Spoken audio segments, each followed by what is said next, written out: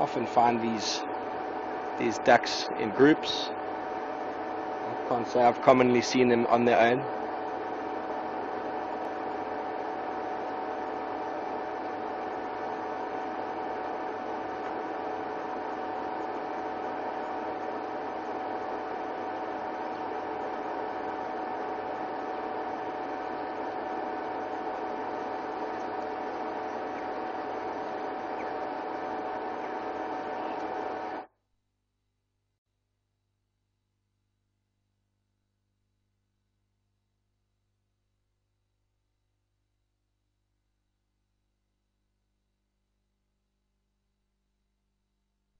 Ducks, they're all aquatic vegetarians, built designed for grazing on the bottom of the river or on the side of the ponds.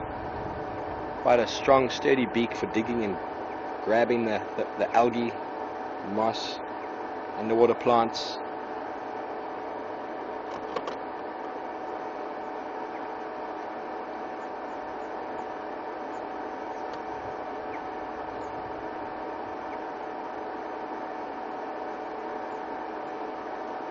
So for those of you interested in birds, you've picked the right show to watch. Today's the day. I asked Mark to pan over at one of these weaver nests. I don't know if you've heard too much about weavers. This particular nest, it's like the nest of the masked weaver.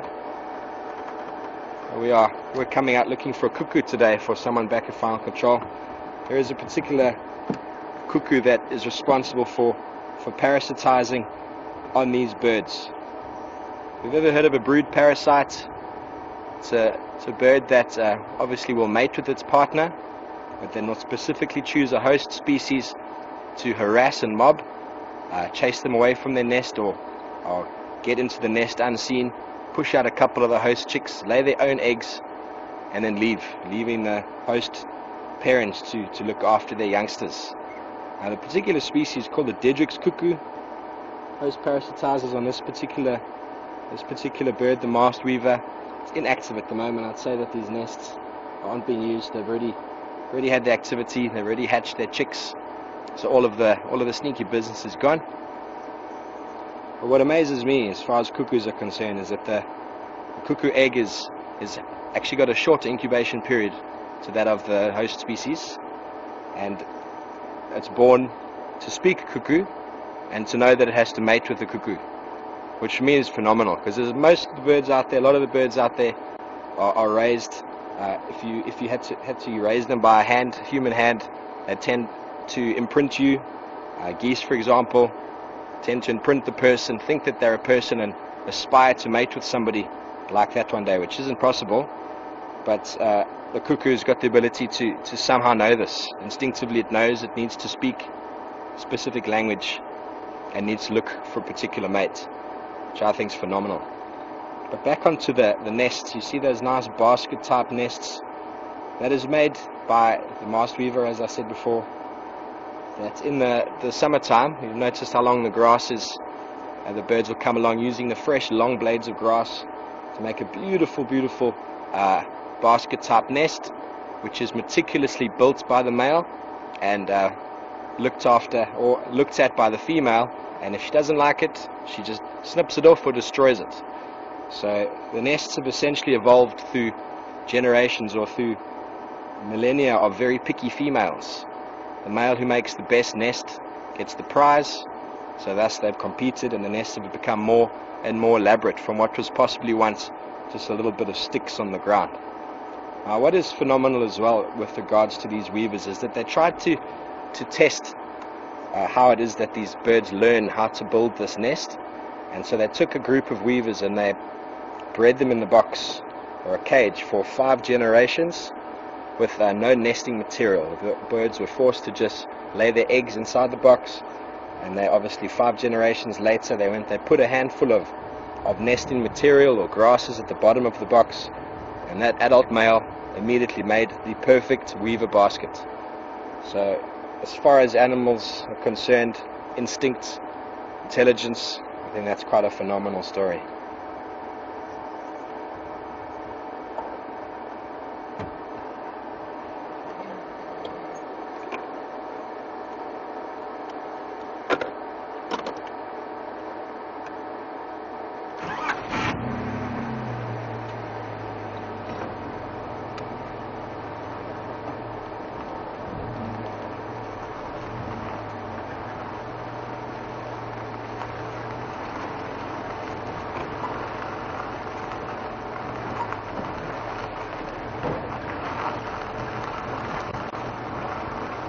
We'll leave our lone white-faced duck.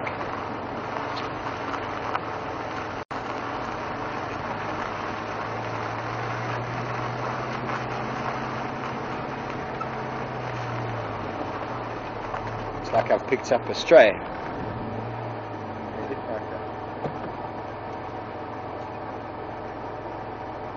You can identify him from your mark. No. It's definitely one of the grasshoppers.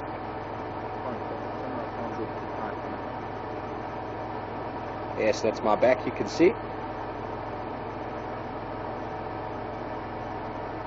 Can you imagine being a grasshopper? Your legs are designed in such a way, you've got a substance called elastin inside your body. The animal is capable of extending or jumping over 27 times the length of its body.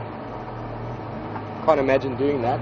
You'd need to be in a completely enclosed rubber suit or something, because when you land you just go crashing into the ground.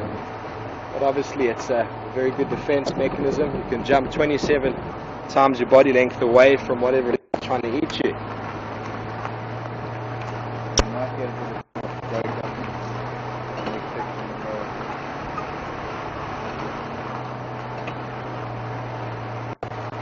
But just driving along as we are, just that one grasshopper on my back, you can see countless grasshoppers jumping through the long grass as we go, as the name implies. And a lot of these are what most of these birds have all the way from North Africa and Europe to feed on, make up a primary source of many birds' diets during our summer months. A lot of these grasshoppers still growing, not in their final stage of development just yet.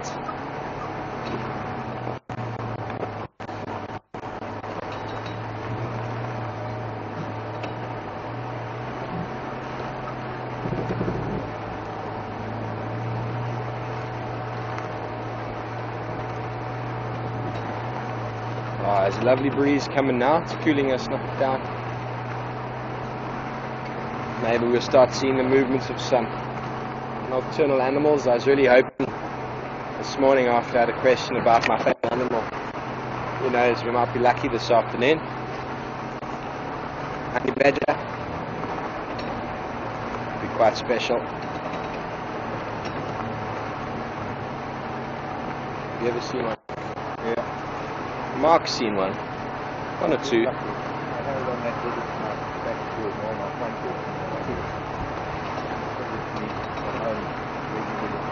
Mark says he's got a regular visitor to his house. Problem is, if you allow a honey badger to get in, they will destroy. Got some friends up in the Bulul area, which is north of the Timavati, that the honey badger actually broke open their fridge.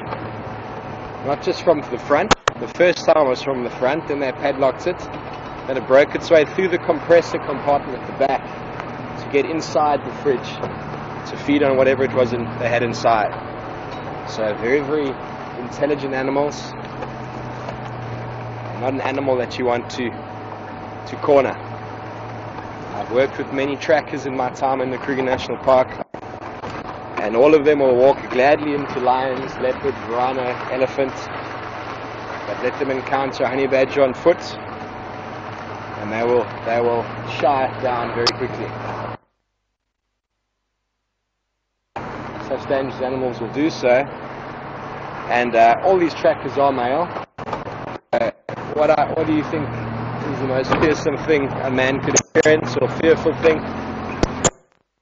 The fact that honey badgers are renowned for the male genitals of a upright standing person, and I know that would make me shake in my boots as well.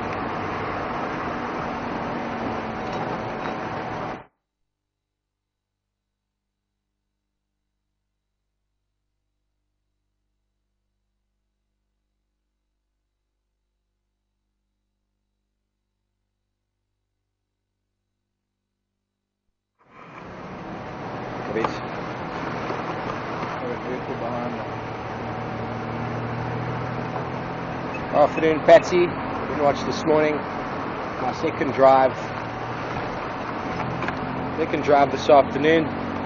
seeing how I do and how it goes. I'm originally from Johannesburg, conservation ecologist, guiding background, working in the Kruger Park for the last 3.5 years or so, 3 years. Oh, we've got some leopard spur in the road.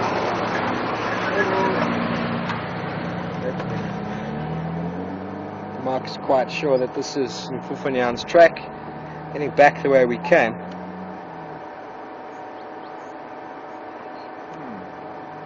This is after you lost this thicket here on the left is possibly where you lost it. Okay, Coming in from Kunde, heading west. should go back. Yeah, I reckon. So we'll see if we can go back a bit and we can keep on these tracks. Nice to find him again. It was my first leopard on the property. It's actually the first big 5 animal I saw as well. It's quite phenomenal.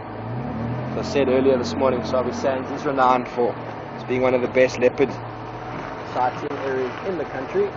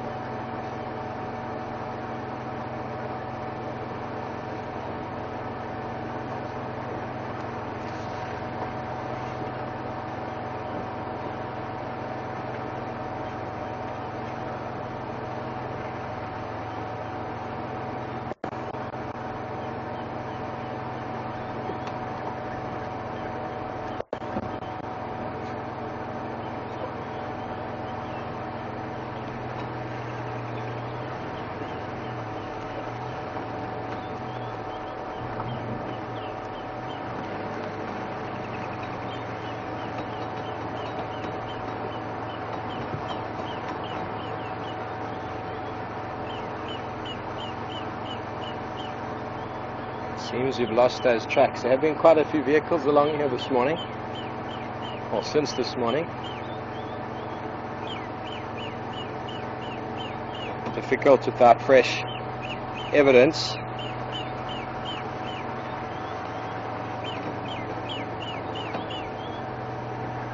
I think you probably might have cut through between us. Let's go back like that one. Do the road that we didn't do. 2 roads we didn't do.